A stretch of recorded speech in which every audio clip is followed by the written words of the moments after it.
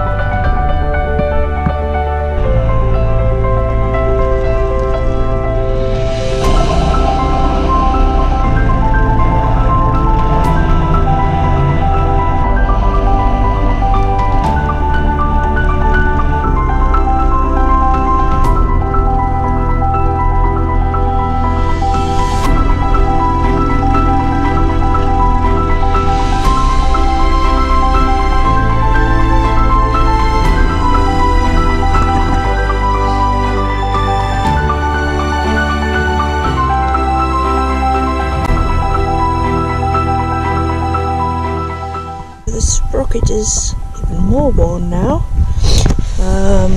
It hasn't started slipping yet. Hoping I can get back up and over those mountains there.